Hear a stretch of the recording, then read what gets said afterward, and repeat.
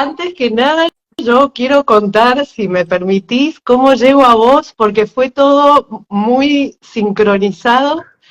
Estaba buscando hace muchos años aprender del árbol de la vida, del alma, desde el punto de vista de la cábala, y hablo con mi hermano y me dice, tenés que empezar a escuchar a Mario Sabán, que es el rockstar de la cábala. Mal, Y mal. creo que Un no, rockstar, la mal mejor asunto. definición, ídolo total, porque son temas súper complicados por ahí de entender y los explicás con un amor, con unas palabras tan sencillas, que por más que nunca haya tocado un libro de cábala, es un placer escucharte en los vivos, en las charlas que das, en clases, así que nada, súper emocionada. Gracias, gracias. La verdad, Elizabeth, gracias por esto. Gracias a tu hermana, aunque no tiene que tratarme de ídolo, ni de rockstar, ni nada, porque todo eso es peligroso. Pero bueno, yo feliz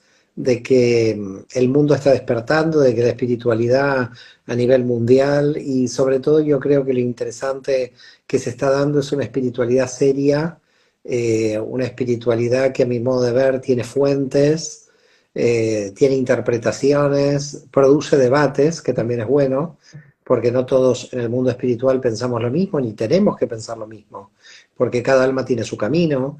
Entonces se está dando un momento muy hermoso, si lo sabemos aprovechar, del Sí, conocimiento humano, de la conciencia humana, y creo que somos unos privilegiados que no nos damos cuenta del privilegio que tenemos. Es decir, yo creo que hemos, de alguna forma, la civilización nos ha dado tanto que nosotros no logramos, es decir, por ejemplo, cuestiones, ¿no?, sencillas, probablemente, casi seguramente, mi biblioteca tiene que ser una biblioteca que tiene más obras de Kabbalah que los cabalistas que pudieran haber soñado tener estas obras. Es decir, un Cordovero, un Luria, que seguramente tenía muchas, nunca alcanzaron a tener la cantidad de obras que un alumno de Kabbalah puede tener hoy. El acceso a la información, la interrelación mundial a través de Internet, esta posibilidad que tenemos. Yo creo que no valoramos el privilegio que tenemos como generación de sacarle provecho al tiempo disponible. Al contrario, es como que vivimos en un estado de aburrimiento, de estar aletargados, cuando yo muchas veces pienso en las generaciones anteriores, solamente yendo a nuestros abuelos, gente que de repente no se podía separar ni divorciar porque eran penados por la sociedad en su época. Entonces nosotros nos hemos liberado de muchísimas represiones sociales en todos los niveles, hemos sí. avanzado en el conocimiento, y por eso yo digo, ¿cómo puede ser que esta generación tan privilegiada no aproveche estos privilegios? Que no son privilegios nobiliarios, son privilegios sencillos. Es que no hay que ir muy lejos, Mario, y esto lo habíamos comentado en algún momento, cuando yo vengo de un padre judío y una mamá católica, y cuando yo le dije a mi papá toda contenta, quiero aprender cábala, me dijo, olvídate, y esto estamos hablando hace 20 o 30 años atrás, primero que no era hombre, y segundo que no era judío. Mm. Entonces, estamos en un momento maravilloso que hay mucha gente como vos y la gente que está en tu escuela, el profesorado, donde realmente se está poniendo una cantidad de información para que la gente pueda conocerse mejor e integrar esto desde una libertad, creo que es única, pero Mira, única en la humanidad. en todas las entrevistas que tú has traído un tema que no se tocó en ninguna entrevista. Ay, Te has traído perdón. un tema, no, muy bueno, al contrario, un tema muy original, que es el profesorado de la escuela. ¿Por qué? Porque hay dos cuestiones, acá hay dos motores. Sí, Mi primer motor es que yo nunca quise ser el único maestro de mi escuela. Es decir, me parecía que nadie tiene el monopolio de la divinidad, y si yo de alguna manera tengo este discurso tenía que ir realmente con hechos reales de apertura de la escuela a otros profesores. Segundo, hay profesores muy especializados en diferentes áreas en las cuales yo, por la inclinación de mi alma, por mis intereses, no alcanzo, porque no es mi línea, ¿no?, de investigación, pero que están dentro de la Kabbalah. Y fuimos, yo creo que reclutando una cantidad de sabios y mujeres sabias, porque Sí, esto también hay que decirlo. Yo creo que no sé si más de la mitad del profesorado de la escuela son mujeres, pero no están elegidas por mujeres, ni por hombres, están elegidos porque realmente en sus campos de conocimiento y en su experiencia personal.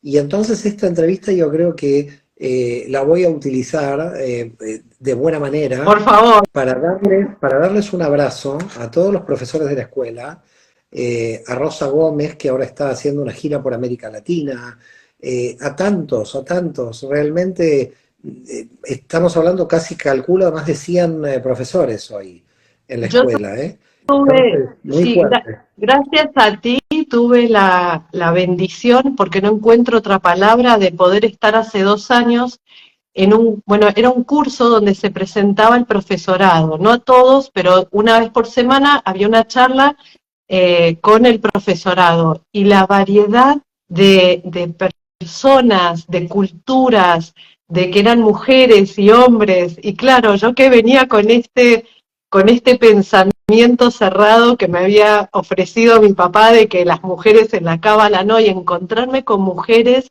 con unas historias personales súper profundas, es como que uno se siente que está en su salsa, y a medida que uno va viendo, o por lo menos yo, muy sincera, cuando veo los cursos que das, como uno de los últimos que publicaste con Reiki y la Cábala, me parecía maravilloso, porque uno por ahí no logra unir estos dos temas que parecen de dos mundos diferentes, y decir, qué lindo encontrar un lugar donde realmente desde esta apertura se puedan estudiar tantas diferentes herramientas, con ese cariño de poder llegar a la gente y que tome conciencia y que integre Además, información. Eso es lo que... sí, en el 2019, cuando la escuela abrió la maestría,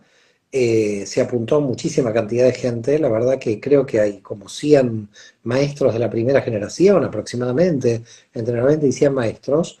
Todos estos maestros tenían que entregar trabajos para la evaluación de maestría, porque en la maestría hay que presentar 3 trabajos y al final el examen.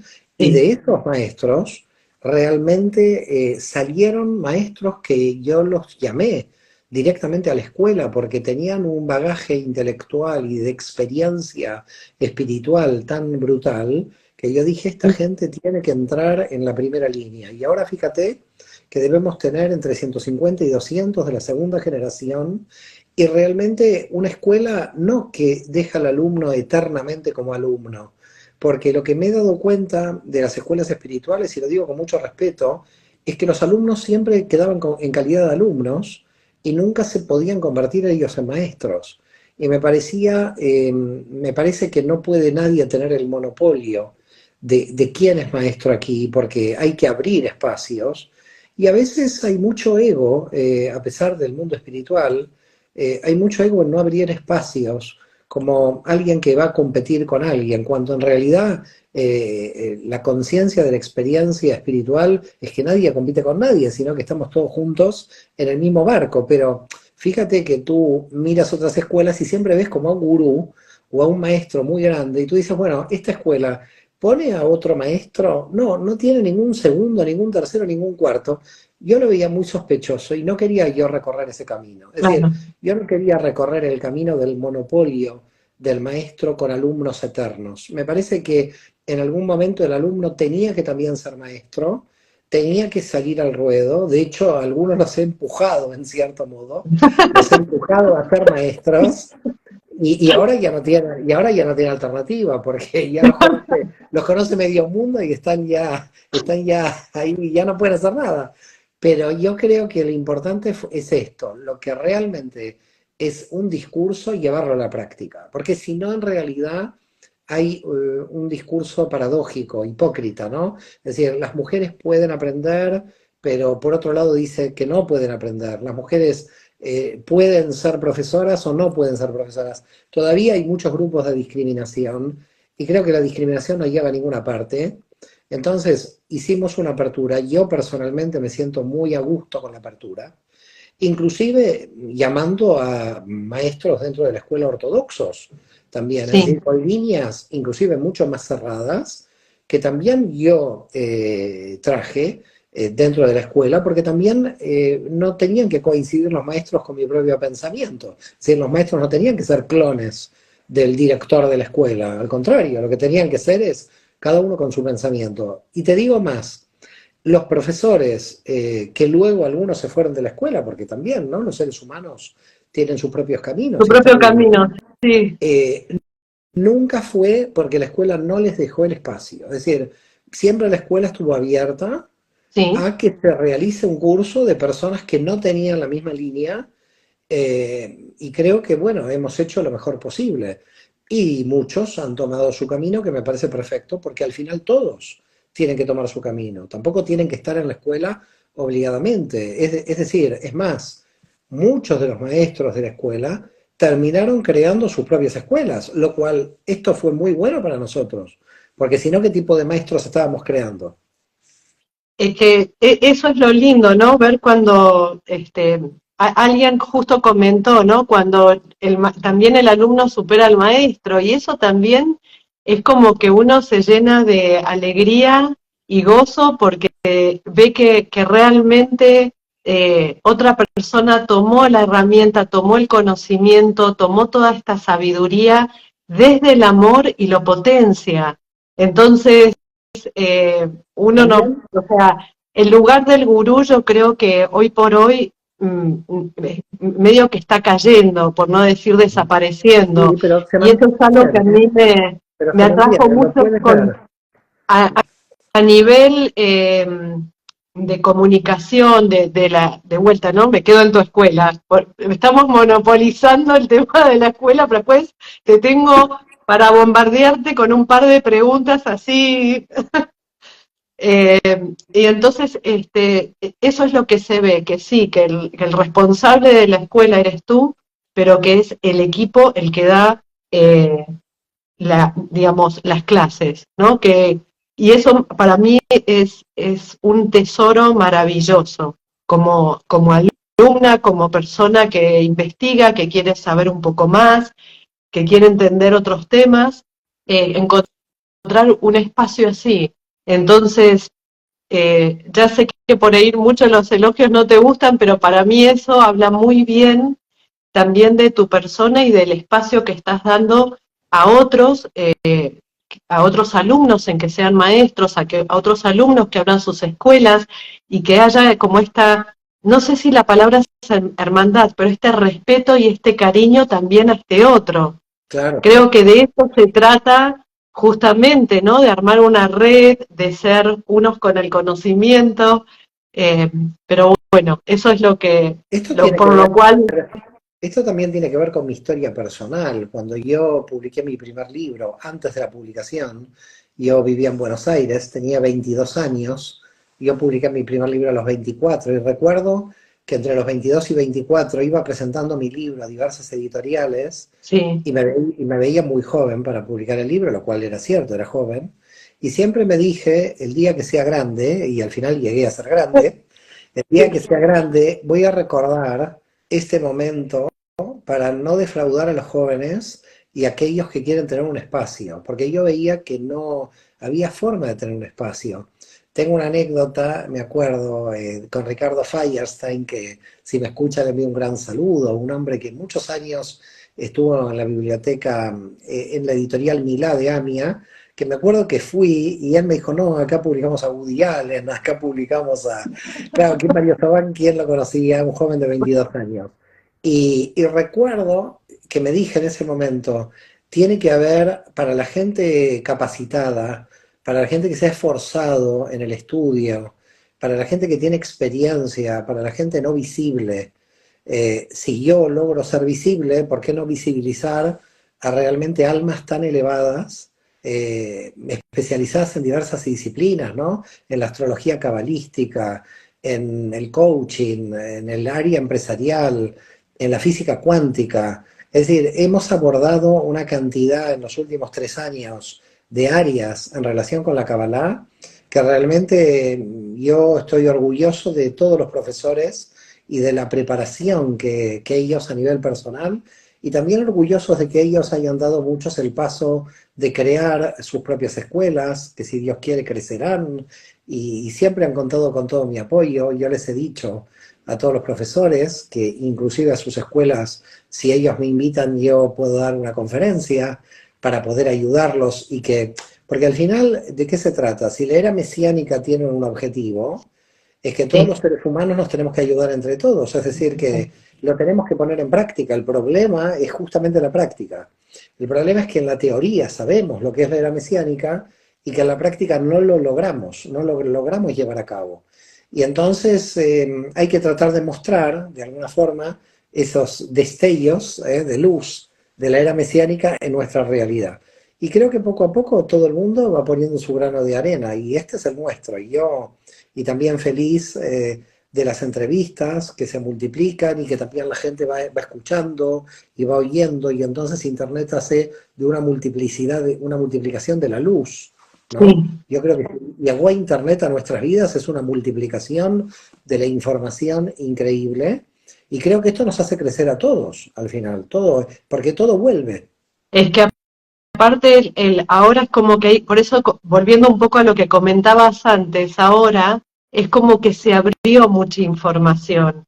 Entonces, y parece que fuera, eh, ¿cómo se puede decir? Empleada de la escuela, porque es verdad. No, Si no, ahora no digas voy a eso. tu página web, claro, si ahora voy a tu página web y quiero empezar a entender qué es el árbol de la vida bajo tu mirada, que aparte es una mirada que tenés como un acercamiento, una visión, una perspectiva muy interesante y como decía antes, con un vocabulario que llega, que es sencillo.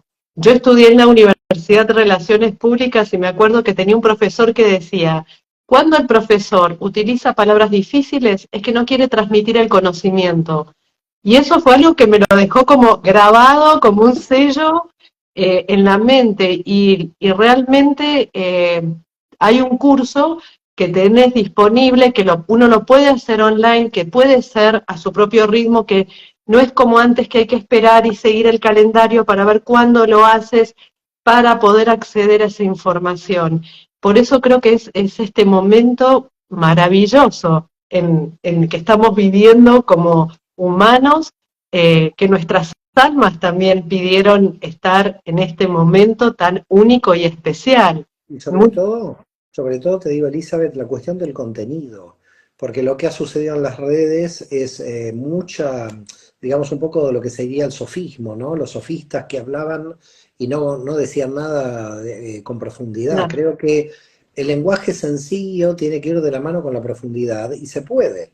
Es decir, sí, lamentablemente, aquellos que utilizan lenguaje sencillo simplifican a veces tanto las cosas que no se pueden transmitir temas que son profundos y complejos.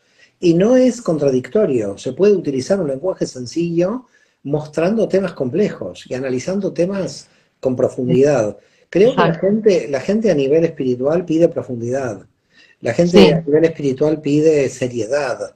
El mundo espiritual durante muchos años no hubo seriedad, no hubo conexión con las fuentes, tampoco pide lo académico cerrado. Yo creo que en cierta forma el equilibrio está en llegar a la gente y al mismo tiempo no encerrarse en lo académico, pero llegar a la gente con fundamento, sí. y al mismo tiempo que ese fundamento llegue en un lenguaje sencillo. Es todo Ahí está. es todo un trabajo de oscilación constante en el árbol de la vida entre lo que es muy serio académicamente hablando y lo que puede ser demasiado popular y que no dé contenido, ¿no? Entonces, ahí yo creo que, por lo menos yo en mi personalidad, como he intentado siempre ese equilibrio en mi Sí, interior, puedo exteriorizar ese equilibrio en el exterior. Es decir, primero, indudablemente, lo tenés que trabajar dentro, porque lo que se ve fuera siempre es lo que has trabajado dentro. es que eso es lo que te iba a decir, que cuando uno realmente puede explicar un tema, creo yo, es porque lo vive, está enamorado de ese tema. Yo trabajo con dos herramientas que son las regresiones terapéuticas y los registros akáshicos. A mí lo que me apasiona es el alma, y si puedo ayudar al alma de otra persona a vivir en coherencia, a sentirse pleno, bueno, para mí es como un más que es suficiente. ¿Te acordás cuando íbamos al colegio que te ponían la S con el más? Sí, así es. Por eso, me parece que eso es algo que uno puede y va transmitiendo, porque es tu pasión. Y cuando uno es apasionado con un tema, también busca que las otras personas puedan entenderlo, por más que son conceptos, por ahí como decías vos, muy profundos o muy serios, que necesitan una preparación, y eso me parece maravilloso. Mira, la pasión es en verdad la misión. La misión del alma se puede solamente ver en la pasión. Cuando Sí, alguien está apasionado en algo, indudablemente es ahí donde está la misión. Y por ese motivo, cuando uno busca el sentido de la vida, sí, no es una búsqueda teórica de un resultado, donde mañana encontré el sentido de la vida y ya rectifiqué y ya claro, terminé, sino es como un punto de partida, ¿no? Es como nosotros, yo muchas veces digo, las religiones y la espiritualidad tenemos una diferencia para mí muy grande. Las religiones en general terminan en Dios y la espiritualidad empieza en Dios. Es decir, no claro, termina. El trabajo del hombre comienza cuando quiere como santificar la realidad.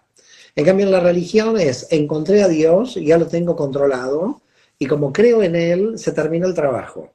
En el mundo espiritual, una pequeña noticia para aquellos que no conocen, en realidad es que el trabajo no se termina nunca. Claro, decir esto es un poco, bueno, hay gente que se pone un poco no mal, pero entra en vértigo. Hay gente que claro, entra en vértigo, es como porque ser eterno estudiante, claro, claro, hay gente que entra en vértigo, entonces hay mucha gente que ha sufrido en mis clases presenciales de cuando yo expuse esto, mucha gente decía, bueno, ¿cuál es el resultado, no? Y bueno, el resultado es que usted puede hacer en la escuela el diplomado de la maestría y luego vuelve a ser alumno. Y en el árbol de la vida, si lo aplicamos sí, al árbol de la vida, es curioso, porque tú subes de Malhut a Keter, y cuando llegas a Keter de tu universo, que del universo que le continúa es Malhut. Con lo cual, tú haces todo el trabajo de elevación en tu árbol y que cuando llegas a lo máximo te dicen, ¿sabe qué, señor? Usted está en Malhut. En Malhut del árbol que le sigue. Entonces, otra vez todo el trabajo y otra vez te vuelven a decir, otra vez usted está en Malhut. Entonces, yo creo que un punto de la cábala es la humildad estructural. Como el proceso es infinito y tenemos que avanzar en un proceso infinito, no nos queda otra alternativa que realmente tomar conciencia de la humildad y de todo lo que tenemos que trabajar. Y es decir, cada vez que uno trabaja, le aumenta el trabajo. Y también esto se lo digo tanto a los alumnos de la escuela como a los maestros graduados y bueno, a todos los que quieran escuchar, que realmente uno nunca se gradúa de maestro. Por eso la idea del Talmid Jajam en hebreo, que es el aprendiz de sabio, sí, donde en realidad siempre estamos aprendiendo, ¿no? Siempre estamos como, yo muchas veces digo, estoy en el primer volumen de Lori Akar de Cordovero, estoy ya por la mitad, calculo que no sé si a fin de año llegaré a entero a leerme el volumen y a analizarlo, porque no sí, sí. solamente hay que leerlo, No, hay que sino que también hay que, entender, hay que sí, entenderlo y analizarlo. Pero claro, Lori Akar tiene 18 volúmenes.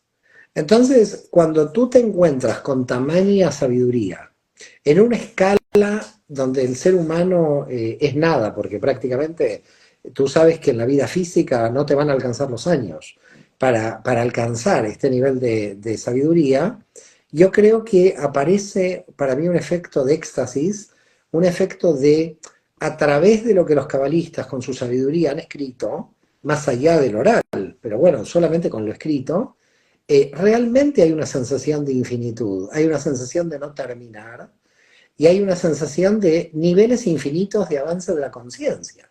Es decir, por eso al final la idea es, no hay era mesiánica como resultado, hay era mesiánica como proceso. Es decir, el estudiante de Cábala, el aprendiz, está avanzando hacia la Ein Sof sin poder llegar nunca, en un proceso mesiánico, en una construcción del reino, donde el reino de Dios, el Tikkun Olam, se produce en el proceso de avance, no como resultado final. Entonces, claro, para la mente utilitaria, racional de Occidente, que tenemos todos, este tema de nunca alcanzar un resultado, sí, a mucha gente le resulta como bastante, no sospechoso, sino que le causa mucho vértigo, y tienes que tener un entrenamiento dentro de esta mentalidad. Es decir, un entrenamiento donde te está diciendo la cábala, vas a aumentar el nivel de conciencia y vas a ser mucho más feliz y vas a tener mucha paz interior. Y hay niveles que se van llegando, que tú dices después de 2 años, pero a este nivel yo he llegado, este nivel existía, claro, porque hace 2 años este nivel me parecía que no lo alcanzaban, no sé, Gandhi, Jesús, no sé quién lo alcanzaba. Y de repente simples mortales estudiando la cábala sentimos por experiencia haber alcanzado algunos niveles. Es muy difícil comunicarlo, porque son niveles interiores. sí, Es decir, la experiencia mística es una experiencia interior. Entonces podemos estar hablando toda la entrevista y que esa experiencia que tiene cada uno sea imposible de comunicar. Esta es la verdad. Tenemos una imposibilidad de comunicar. Por lo tanto, la sensación interna que yo pueda tener solamente la puede comprender alguien que tenga la misma sensación interna. Es decir, yo entiendo de que como yo soy del género masculino, a no ser que avance mucho la ciencia, no estoy embarazado, y me pueden explicar a mí lo que es un embarazo, pero si nunca estuve embarazado, entenderé el embarazo teóricamente, pero no por experiencia. claro, Y la cábala es experiencia. Entonces, la experiencia no es transmitible, pero sí es registrable. Es decir, en tu alma tú la puedes registrar, pero es muy difícil transmitirla. Por eso yo creo que además hay un plus en todos los sabios de la Kabbalah a lo largo de la historia, sí, de haber intentado algo que sabían per se que era un fracaso. Es decir, sabían ellos, Luria lo tenía claro, ¿no? Fíjate, Luria no escribió nunca nada y Jaime Vital le escribía todo, y cuando le preguntaron a Luria por qué él no escribía, él dijo claramente, no escribo porque no tiene sentido. Es decir, no, primero, no sé si lo van a entender, y segundo, estoy como fijando en un concepto algo que es muy dinámico. claro, Entonces, ¿cómo un lenguaje que es sucesivo en el orden temporal tiene que describir una sensación de eternidad en la experiencia? Porque nuestra experiencia se conecta con la eternidad y el lenguaje que utilizamos es sucesivo en el tiempo y en el espacio. Por lo sí, tanto, tengo pasado, presente y futuro en el orden sucesivo, pero la realidad de la eternidad es simultánea, de todos los universos.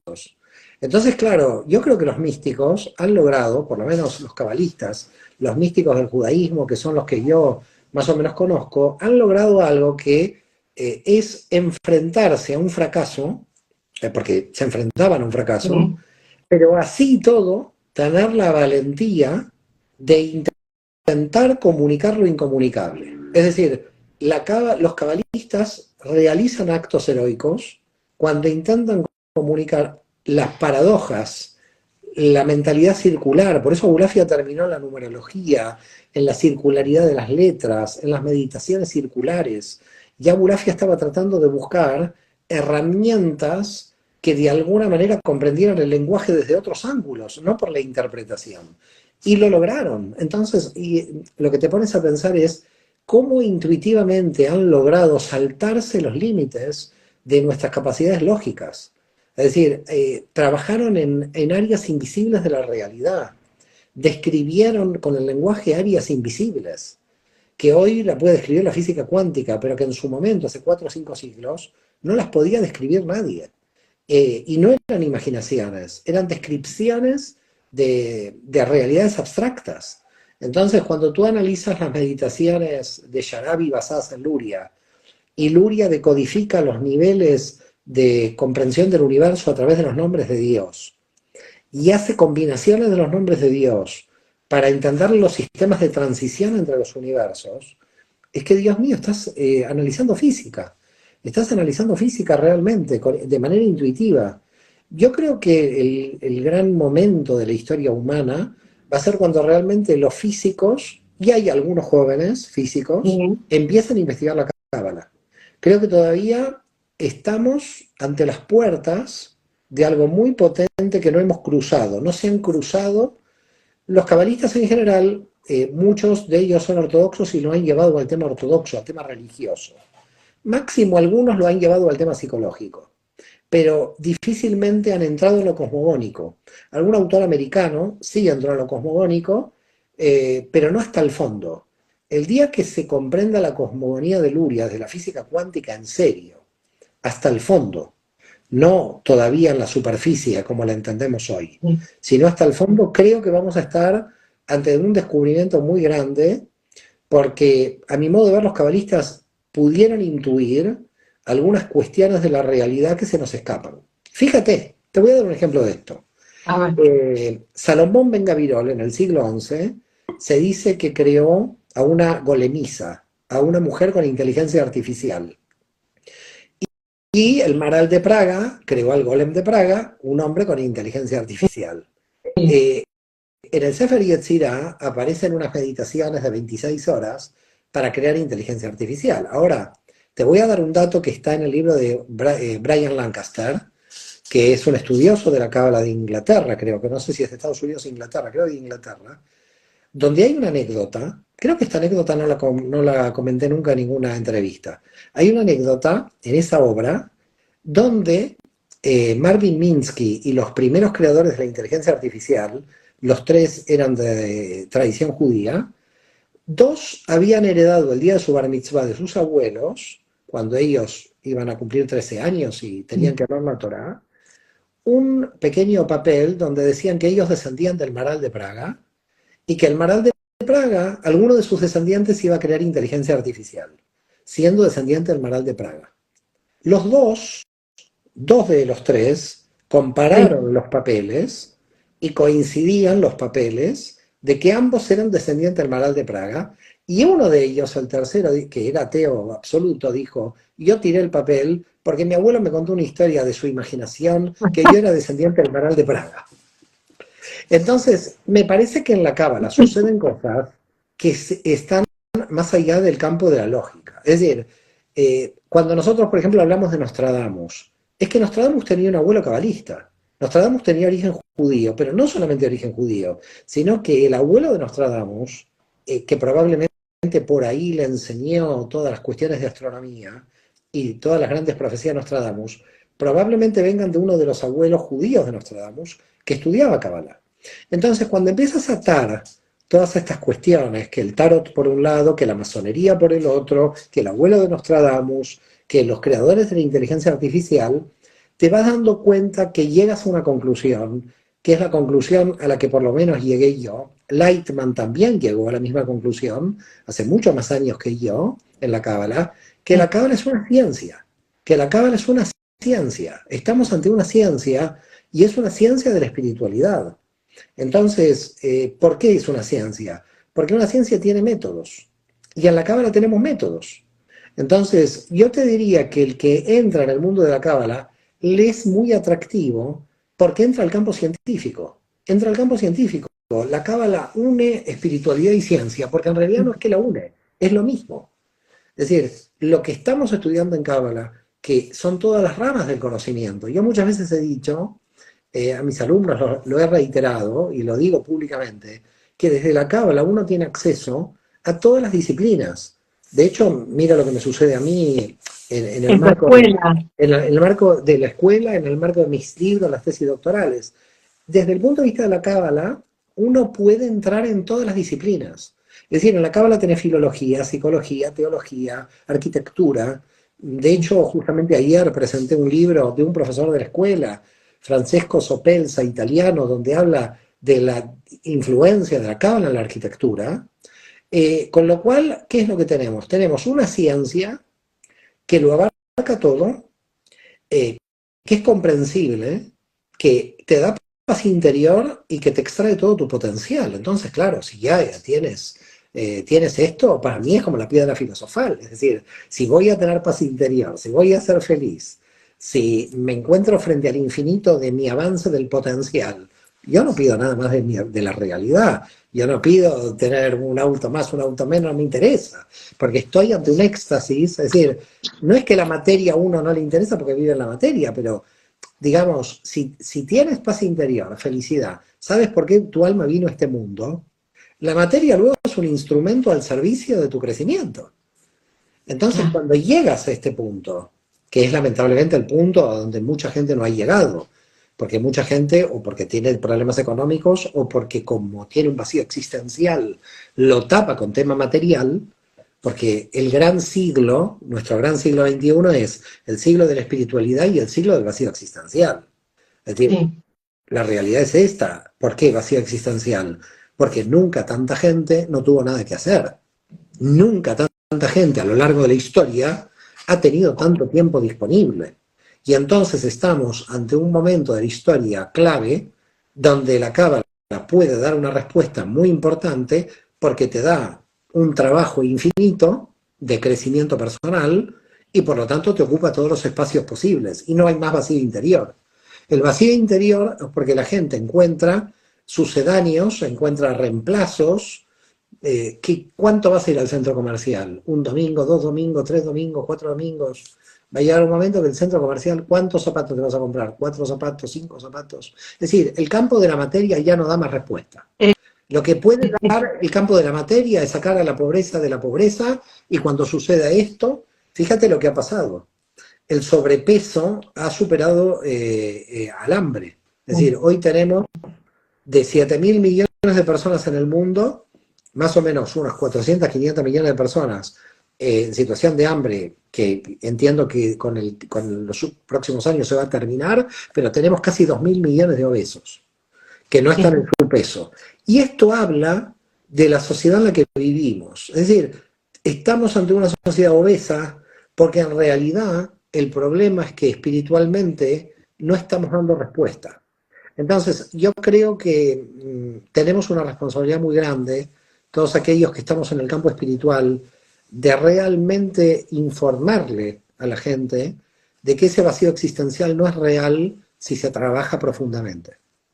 Es que aparte, se me vienen un montón de ideas, pero es muy loco porque sí o sea, la información que estás compartiendo de la obesidad es real, no voy a discutir eso, pero también estamos en un momento donde la gente desea experimentar.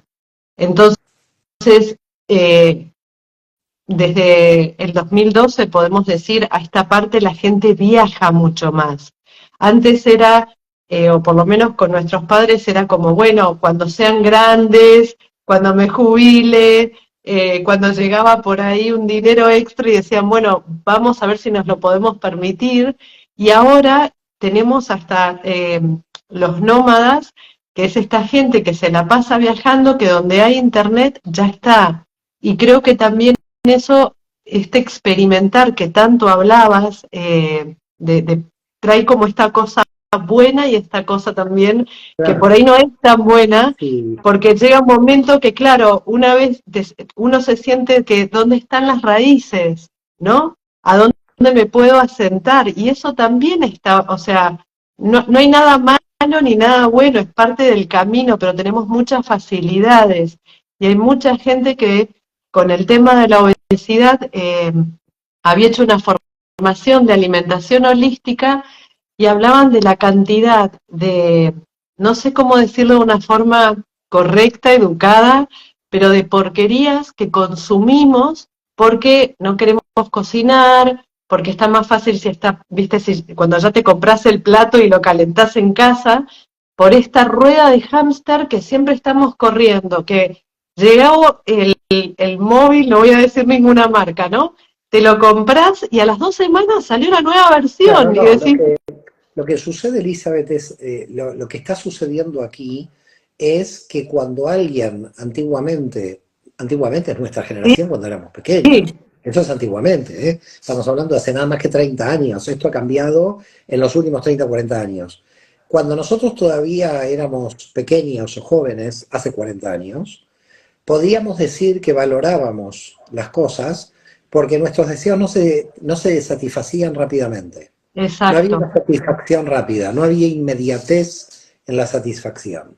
Entonces, un viaje a Europa de alguien que vivía en Argentina era de repente, bueno, tus padres van a viajar y han juntado y han ahorrado y había lo que podríamos decir ese valor, que en la cábala cuando no hay ese valor lo llamamos pan de la vergüenza. Es decir, en la cábala pan de la vergüenza significa de que estamos tomando algo que no lo hemos ganado y hoy la farmacia te llega directamente a tu casa, por internet te llega la comida, prácticamente no te tienes que mover para ningún lado. Todos esos avances son muy buenos, pero el problema es que se ha creado una inmediatez en la satisfacción del deseo, donde dado de que todos los deseos son satisfechos de manera tan rápida, entonces la persona llega al vacío existencial también más rápido. Eh, Es decir, ahí- si uno necesitaba 80 años de la vida para sí, lograr algo, ahora no necesita. Es decir, si mi abuelo necesitaba trabajar toda su vida para llegar a tener una casa y un auto, y hoy un joven podría tenerlo, digamos, y se le satisface tan rápido porque con unas cuotas ya puedo tener un auto, la inmediatez de la satisfacción hace que el deseo de alguna manera vaya rebajándolo tanto.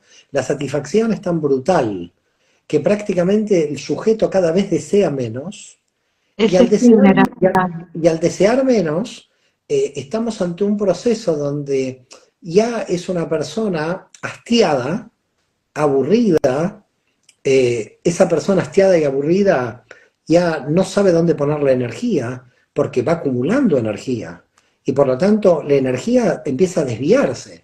Fíjate lo que es el mal para la cábala. El mal para la cábala es energía desviada. Y si una persona tiene todos los deseos satisfechos, si una persona lo tiene prácticamente todo, fíjate, te voy a dar un dato mínimo.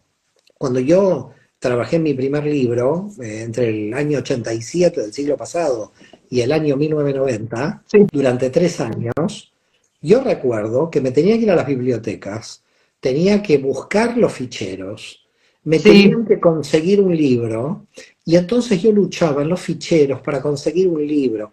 Pasan, pasan 30 años de esto, mi hijo, tu hijo, lo hijo de todo el mundo, hace así, y nosotros también en el ordenador, y le viene una cantidad de información superior a la que nosotros podíamos. Claro, nosotros teníamos un esfuerzo en la búsqueda y nuestro éxtasis era que el deseo no se cumpliera. Ese era nuestro éxtasis. Nuestro éxtasis era la búsqueda, el esfuerzo, nos teníamos que forzar.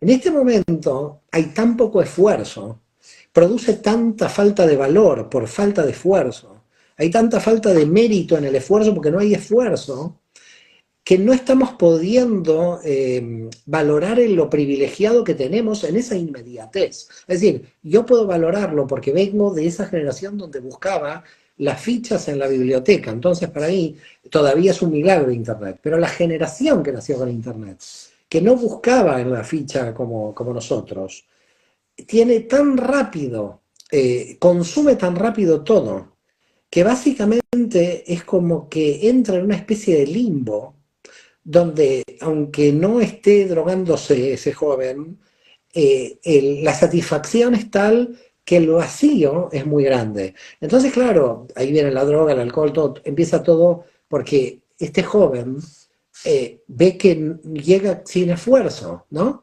Fíjate, ¿no? La idea del youtuber que va a ganar hablando solo, prácticamente sin esfuerzo. Es decir, si el esfuerzo no se valora, si el deseo no se desplaza a no ser cumplido, ¿no? Porque nosotros pasamos de la generación de nuestros abuelos, donde en la generación de nuestros abuelos había amor, en muchos casos no, esto cada pareja, sí. ¿no? Y el sexo llegaba como premio de la primera noche de bodas. Hoy tenemos una generación donde el sexo llega a los 2 días y vamos a ver si el amor aparece. Estamos como al revés de la generación de nuestros abuelos. Entonces, dado de que la satisfacción es material, sexual, intelectual, rapidísima, inmediata, no estamos pudiendo valorar ni mi cuerpo ni el cuerpo del otro, ni estamos pudiendo crear relaciones de amor porque no estamos dejando el tiempo suficiente para que la relación se pueda. Entonces, claro, esta inmediatez tan brutal está llevando a que el vacío existencial aparezca en jóvenes a muy temprana edad. El vacío existencial en nuestra generación podía aparecer a los 40 o 45, pero ahora hay jóvenes de 20, 22 que tienen vacío existencial por el nivel de inmediatez en la satisfacción de los deseos. Y entonces, ¿cómo gestionamos el deseo desde ese punto? Porque, como decís vos, en nuestra generación, y me reía cuando decías lo de ibas al fichero y había veces que te decían, no, la semana que viene devuelven el libro. Y uno se ponía como, viste, dejabas tu teléfono, yo me acuerdo que dejaba el teléfono y por favor llamame, y era como, viste, las gallinas incubando el teléfono para ver si llegaba el libro antes para poder seguir estudiando o ver si alguien te prestaba fotocopias y podía o sea, sí, la información está y yo entiendo perfectamente lo que hablas porque también humildemente lo cuento, doy formaciones y muchas veces el resultado es ahora y cuando decís no, hay que por ejemplo meditar cada día, hay que hacer este trabajo para pasar al siguiente nivel, eh, es, la gente que llega es porque entendió el compromiso y la pasión, que eso es también lo que veníamos hablando Claro, pero antes, ¿no? De, fíjate que la espiritualidad invierte a contramano el proceso de inmediatez, porque la claro, espiritualidad te está diciendo, tienes un proceso intelectual, experiencial, de cambio interior, infinito hasta que emocional, te mueras, emocional de autoconocimiento, sin ningún resultado que mañana te voy a dar. Mañana no te voy a dar ningún resultado. Entonces, ¿por qué motivos la gente está entrando en la Kabbalah? Porque en realidad estamos a contramano de la inmediatez. Acá no hay nada inmediato y justamente por ese motivo, seguramente muchos en algunas entrevistas anteriores me habrán oído, la cuestión de los psicodélicos y de los químicos que también buscan el efecto alucinógeno inmediato para llegar a estados alterados de conciencia y que yo no digo que está mal o que está bien porque cada alma tiene su camino, pero digo que la inmediatez hace que tú llegues a ese nivel de conciencia y después no lo puedas integrar. Entonces, la cuestión dónde está, la cuestión es que necesitamos un proceso de madurez, un proceso de integración emocional, intelectual, de lectura, de tranquilidad.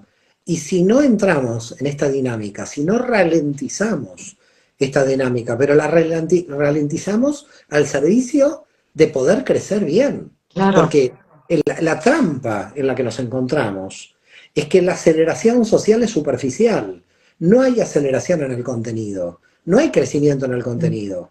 Estamos teniendo aceleración inercial en la superficie. La gente va a mucha velocidad en la inmediatez de la materia, pero a nivel espiritual el vacío aparece antes y por lo tanto nuestro desafío es ir a la gente de 20 años, y por eso en la escuela empezamos cursos para los niños y para los jóvenes, de cómo se va a aplicar el conocimiento de la Kabbalah para los jóvenes.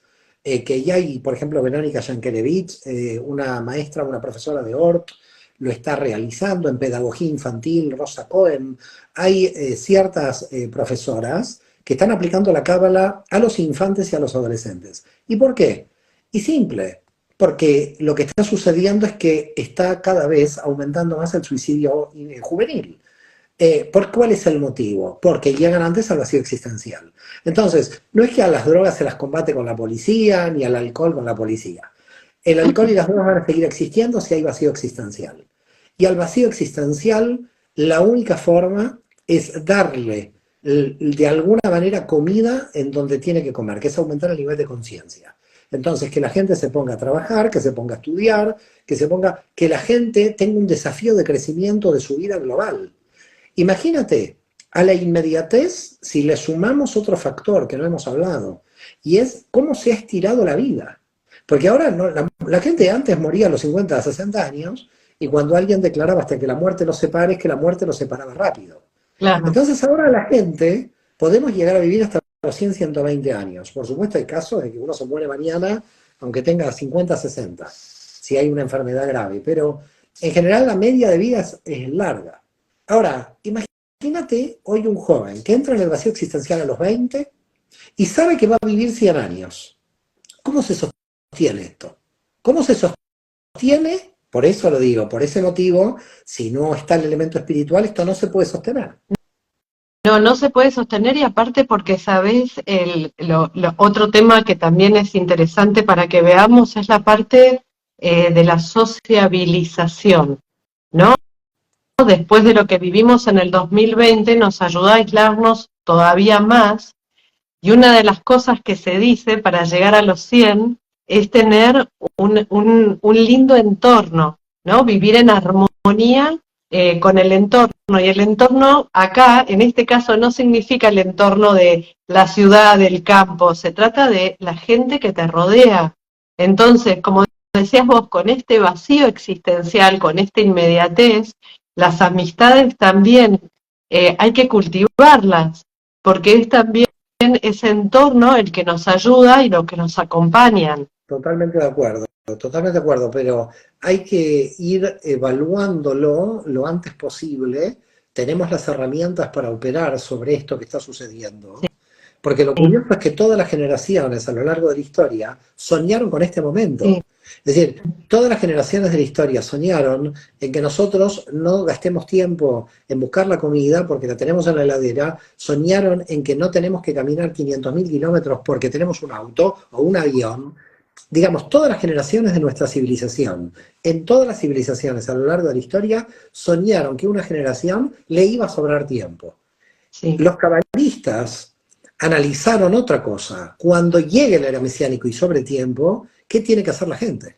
Porque no era solamente que sobre el tiempo, era saber cuál es el contenido al tiempo disponible. Entonces, cuando Sí. tú te encuentras con una sabiduría que tienes que leer infinitamente, que tienes que aprender infinitamente, que los niveles de conciencia son infinitos, que le das relecturas y relecturas de interpretación a diferentes obras, que es como que dices, bueno, este es el éxtasis, porque aquí no puede haber vacío existencial ninguno. Este vacío está preparado para ser llenado. Es decir, la sabiduría de la Cábala plantea de que cualquier persona, joven, anciana, de mediana edad, que siente vacío existencial, el vacío existencial, y yo me atrevo a darlo como casi dogma de la fe, cosa que no lo hago nunca, nunca hago ningún dogma de la fe, pero el vacío existencial en la Cábala se termina. No hay vacío existencial, sí hay vacío, pero un vacío en el cual se reconoce mi crecimiento. Pero Y aparte, existencial es que no sé para qué existe el vacío. pero aparte, ¿sabés qué, Mario? Si me dejas agregar, es que siempre hay una curiosidad. Yo entiendo cuando hablas de la cábala, pero también podemos llevarlo a ampliar un poco más el paraguas y el decir, bueno, por ejemplo, estudio este tema.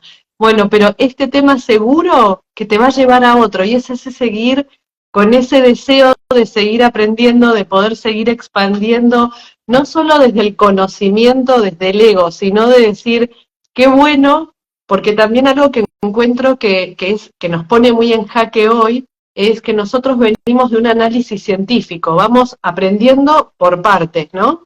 Y después cuando viene alguien y te dice, bueno, pero ¿sabés que del A al B hay un puente, hay una conexión? Y decir, ¡oh!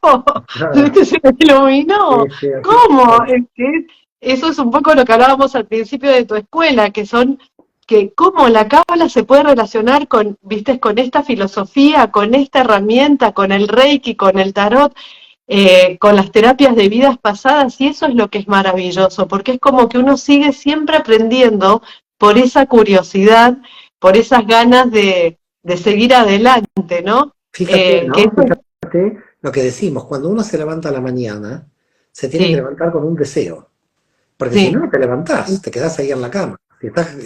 Si no tenés ningún deseo, estás ahí. Entonces te levantás con un deseo. Ahora imagínate la propuesta de que todos los días tenés un deseo que se incrementa, porque con lo que tú estás diciendo, que lo adhiero 100%, porque es lo que nos pasa a todos los estudiantes de Cábala, es que decimos, Dios mío, seguimos buscando, seguimos encontrando en todas las disciplinas, seguimos avanzando, abrimos puertas, que la química, que la física, que... sí. Entonces, claro, no somos buscadores irresponsables, sino somos buscadores de corazón, yo lo llamaría, ¿no? Es decir, experimentamos la curiosidad de los niños. Creo que los que estamos en la cábala tenemos un punto de niño, no por un tema de falta de madurez, sino por el tema de la curiosidad.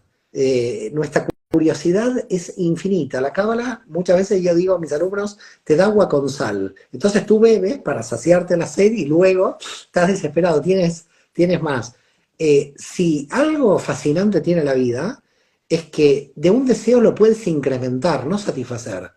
Digamos, si algo hermoso tiene la vida es que los deseos pueden ir creciendo y creciendo, a tal punto que yo muchas veces digo, yo sé lo que me va a pasar si tengo conciencia en mis últimos momentos antes de morir, puedo decir, me faltó leer este libro, o me faltó aprender, digamos, y muchas veces cuando estoy rezando en mi interior, digo, por favor Dios, dame vida, pero no para vivir, sino para aprender. Porque, digamos, no para comer y beber, sino para aprender. Y esto es lo que sucede en la cábala. Lo que sucede en la cábala es, se incrementa el deseo a un nivel que estás todo el día feliz. Y la gente, tú sales a la calle y dices, ¿y este tipo? Hay que poner un psiquiátrico porque siempre está sonriente. Y está sonriente para colmo en un mundo sin respuestas. Porque lo que te hace sonreír son las preguntas, lo cual es más paradójico. Aún es más paradójico. Entonces, uno dice, bueno, si encontré en esta ciencia, esta sabiduría ancestral, los métodos para que el deseo se me incremente, para que a medida que los deseos se me incrementen, tengo paz interior, porque tengo mayor autoconocimiento, y en consecuencia la vida se vuelve el paraíso, porque mi percepción ha cambiado. Entonces, porque si no puedo ver eso, veo el infierno. Es decir, el limbo no es el limbo es el infierno. El infierno no es el infierno, porque el infierno, de alguna manera, la gente siente algo. El infierno no es infernal, lo que es infernal es el limbo, cuando la gente no siente nada. Por eso, por ejemplo, hay muchas patologías en los jóvenes donde, por ejemplo, se autolesionan porque quieren sentir algo. Entonces, mucha gente dice entre el paraíso y el infierno, no, entre el paraíso y el limbo, porque el limbo es el infierno. El infierno, en cierto modo, te hace crecer, porque el Satán te mueve del lugar de seguridad. En cambio, el limbo es como lo peor, es como estás flotando en la nada, no estás en una situación idílica. Por eso hay que ser muy conscientes y ser muy responsables, difundir la cábala en la medida, sobre todo para mí, el gran desafío es la nueva generación, yo estoy convencido, la nueva generación, la que tiene que llegar a la tierra prometida, la que tiene que realmente ver las trampas que muchas veces nosotros en la sociedad hemos creado, lo que yo llamo las trampas superficiales, y en lo profundo esas trampas superficiales se pueden desintegrar. Es decir, si vamos a lo profundo, esas trampas superficiales son trampas que tienen que estar ahí para ser superadas. Pero bueno, los que hemos pasado por esas trampas, poder explicarles a los demás cómo funcionan esas trampas, qué mecanismos tienen, qué obstáculos tienen y qué tipo de percepción hay que tener para que esas trampas se desintegren. Pero aparte también, volviendo un poco a lo que veníamos hablando, es el camino de tu alma, ¿no? Tener que pasar también por esas experiencias, esas trampas, para después poder compartir, viste, tu conocimiento, tu experiencia, valga la redundancia, en esas experiencias que viviste. Y hubo algo que dijiste que me encantó, que era que a pesar que tenemos un lenguaje sumamente rico, que esto no es mío, es de Julio Cortázar, dice que las palabras se quedan cortas cuando desbordan al alma. Y entonces hay muchas veces que querés explicar y no es que no puedes, es que realmente te faltan esas palabras como exactas. Claro, claro, Y es total. parte de esa experiencia que venís contando, ¿no? Vos me podés contar por ahí si en algún momento te sentiste en el limbo como cuando ibas de editorial a editorial y que no avanzaba el que te publicaran el libro porque te veían joven, pero es maravilloso porque ahí dices, mira, esta experiencia me hizo más fuerte y esta experiencia fue la que plantó la semillita para el gran logro que tenés no solo como profesor, sino en la escuela, en la oportunidades que les das a otros. Entonces, hoy los miramos para atrás con mucha ternura, pero en el momento, decime si no se sentía como que estaba todo en pausa y que era difícil A mí, avanzar. yo tuve siempre, no sé si por herencia familiar o un tema de mi alma, tuve siempre una emuná, como decimos en hebreo, una confianza total. Es decir, yo, esa búsqueda de la publicación de ese libro, realmente me dio un entrenamiento porque ya venía con esos entrenamientos. Siempre, nunca vi una pausa, nunca vi algo infernal, nunca vi un desafío que me produjera exigencia. Al contrario, veía un desafío que podía ser superado o no, pero que me hacía aprender de la vida. Digamos, yo Claro. tenía un aprendizaje en la vida a través de ese desafío. Y siempre yo he tomado todo como aprendizaje. Siempre en mi vida lo he tomado todo como aprendizaje y los obstáculos están ahí porque tú puedes subir a un nivel de conciencia superior. Yo creo que al final de la existencia de una persona, el refinamiento interior es lo más importante. Yo creo que ni es lo profesional, porque eso es un tema social, de imagen social, Sí. no es nada que tenga que ver con el exterior. Es una situación de decir, bueno, con el potencial que me dieron, creo que he hecho lo mejor que he podido con mi vida. Es decir, al final de la vida de una persona no tiene que quedar algo pendiente. Me parece que al final, en los últimos momentos de la vida de una persona, que los últimos momentos son todos, porque nunca sabes si te morís mañana. Exacto, ¿cuándo es Entonces, el último día? por eso, pero si tomas conciencia de que hoy es el último día y dices, yo estoy desplazando, extrayendo todo mi potencial, creo que en este punto es el punto donde te puedes morir mañana. Luego, todo lo demás, la imagen social a nivel profesional, todo eso es una cuestión social. La cuestión es si uno cumplió con su alma, si uno realmente no se engañó y si fue honesto con el potencial que tenía dentro de su alma. Y creo que ahí está la clave para ser feliz.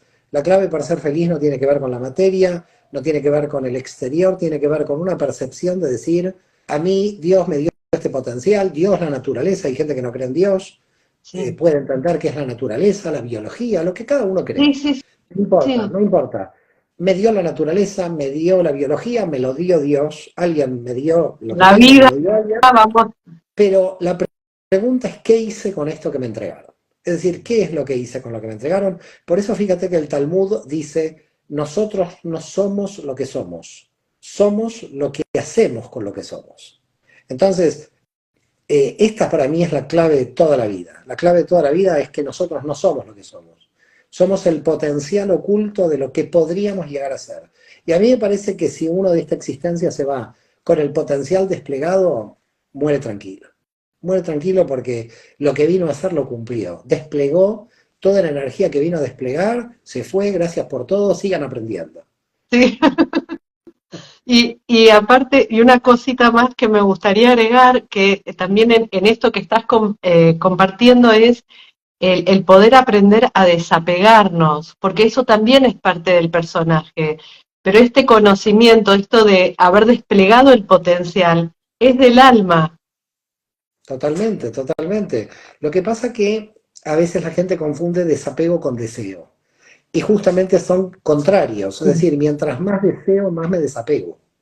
En la cábala uno aumenta el deseo y como aumenta el deseo, aumenta el desapego, porque en un momento, esto lo dice James Hillman en psicología arquetipal, pero tiene que ver mucho con la cábala, y por eso la psicología clásica para mí tiene un límite, y es que nosotros tenemos que descentralizarnos del yo.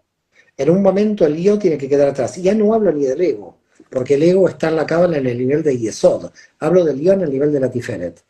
Uno tiene que lograr sentir que es una energía cósmica, que está en un envase de sujeto, pero que es una energía cósmica. Primero que todo, anulas la cuestión del miedo a la muerte, porque la energía cósmica sigue existiendo.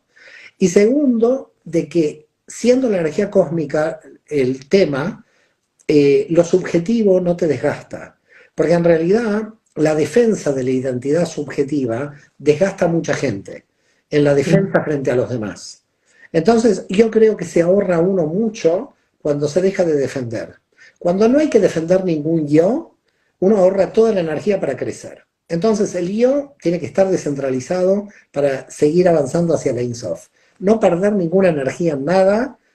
Si te aparece el Satán, bueno, tendrás que no perderla, sino que aprender de lo que te aparece, pero sobre todo que el yo no se transforme en Satán, que la identidad del yo no te bloquee para seguir avanzando. Para mí, esta es otra de las claves. Pero bueno, como verás, la cábala tiene muchas claves y hay que estar ahí muy atentos. Y bueno, yo agradecerte, yo contigo me puedo seguir quedando, pero ya podemos estar aquí horas. No, te lo agradezco muchísimo porque de verdad siento que pestañeé y ya son las 9 de la Es noche. terrible, es así, ¿eh? Te Ya pasa esto. agradezco mucho, mucho este espacio, Mario. Sabés que te admiro mucho eh, y gracias por esta charla tan linda, tan generosa. Y agradecer a toda la gente que lamento mucho, no llegué a leerte ni un comentario de todos los saludos, el cariño que te están transmitiendo, pero era tan la charla que me quedé enganchada con vos y dije, ay, Gracias, gracias, gracias a a veces me ti, pasa, yo no soy gracias, periodista, lo hago con todo el gracias, cariño a esto. gracias, gracias de todo corazón, gracias a la gente que también Sí. participó y me he sentido muy a gusto. Gracias por todo, sinceramente Muchas gracias. gracias. Shalom Gracias, a Mario. todos. Cuídate mucho, Shalom. gracias. Hasta ahora. Gracias.